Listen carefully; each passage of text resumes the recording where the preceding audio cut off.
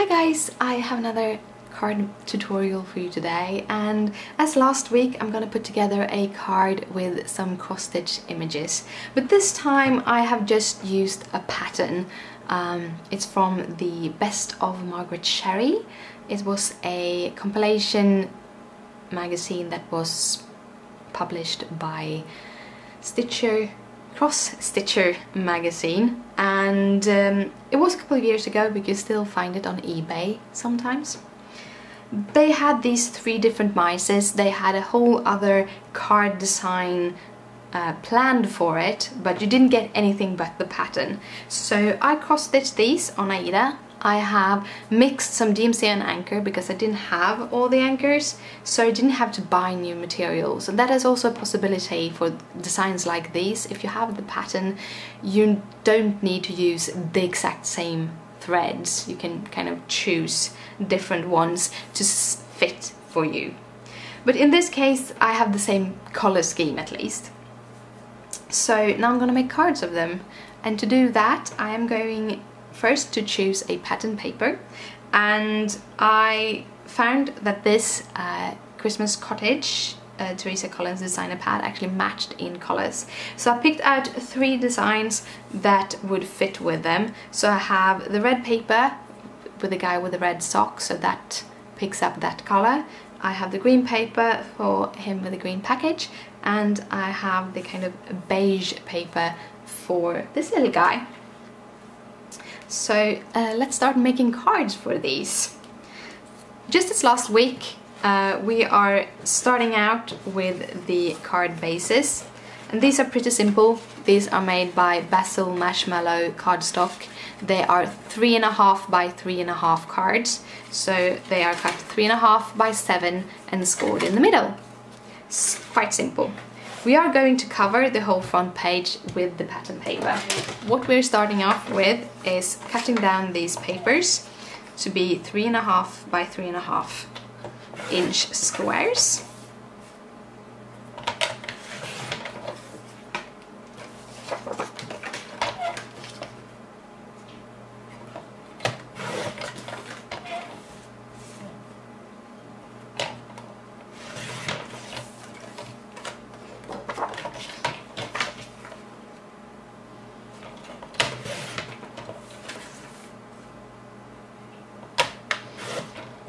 I thought I'd show you how to make your own envelopes for this too, and we are going to kind of add some things with these scrap papers onto the envelopes, so nothing will go to waste.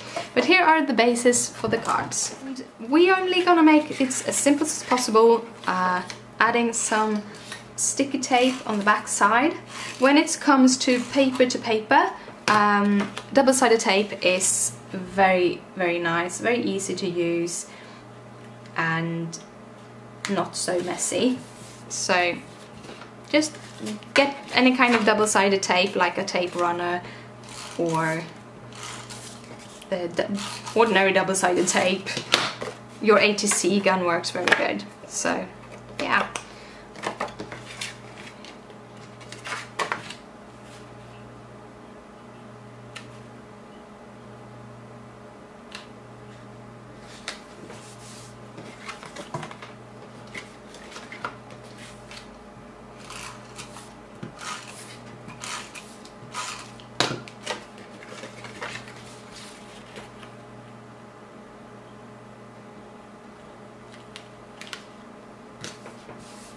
So that's the card bases. We're gonna add our cross stitches on. So we're gonna start preparing the cross stitches. Last week I had prepared them fully, but I actually got a question from a viewer how to actually frame my edges on these. So I thought I'd show you how I frame my edges, because it's quite simple. What I'm going to do, I can take the edge of the scissor and I'm showing you. When I cut out the piece, I cut it out so it has 3 squares to the design on all sides. And then I put on interfacing on the back side. I actually iron on this interfacing, but I make sure that the last square, let's see, last square out here doesn't have interfacing on. So when I'm then gonna fray it, I just pick up the threads. You can do this with a scissor or a needle, and then you pick one thread at a time and just pull. It's as simple as that. And when you work one thread at a time, the thread will actually pull quite easily. After you've done the first one, you actually don't need a needle or a scissor. You can just pick the 4 threads. In Aida, every box is made out of 4 threads. So all you have to do is pull those 4 threads out and you will have your frayed edge. Simple as that.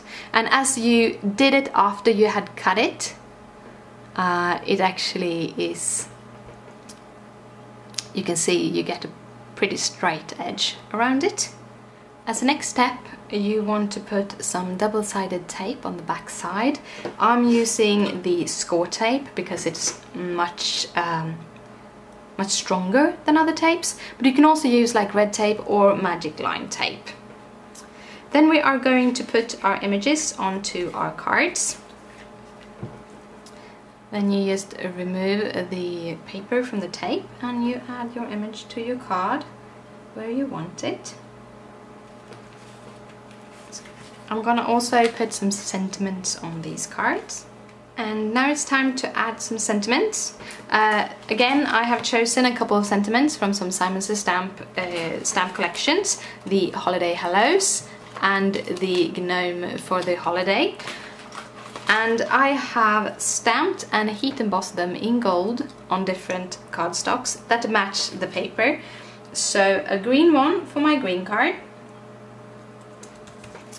a little red one for my red card, and for my beige card I'm gonna use a craft colored one. So those were the cards, but I said I wanted to do some envelope for these, and the card kit I had last week had envelopes. This doesn't, as it just hadn't any cards, so we're gonna make some envelopes. And I'm using the envelope punch board by We Are Memory Keepers. And to make these, you want a 6x6 square piece of paper.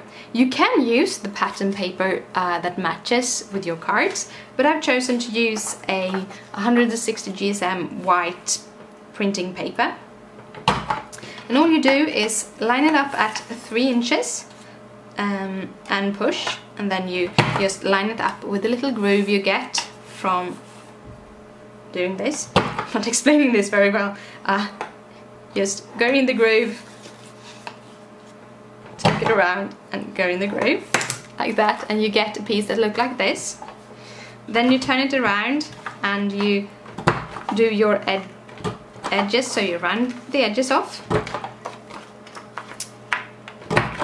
If you're gonna send this through the mail, you want to have a pretty good bond on your envelopes. So then I recommend using score tape again, or equivalent tape, strong tape, so that the envelope closes as it should. So I start by putting some score tape on the edges, like this.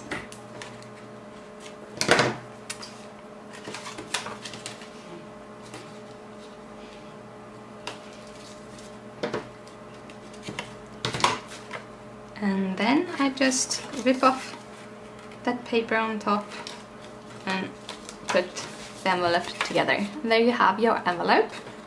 To match it with your card, I've chosen to take the scrap piece from the paper. This is 3.5 inch wide and 1 inch high. And just add some of this double-sided tape, and then I add it in the bottom, just in the bottom. So you sorry. So you still have the area to write on if you want an address or you just want a name on it if you hand deliver this. I've made similar envelopes for all of the 3 cards. And that was today's video. I hope that explained anything that you wanted to know, and if you like it, please thumbs it up. It means a lot to me. Thank you so much for watching, and I'll see you later. Bye!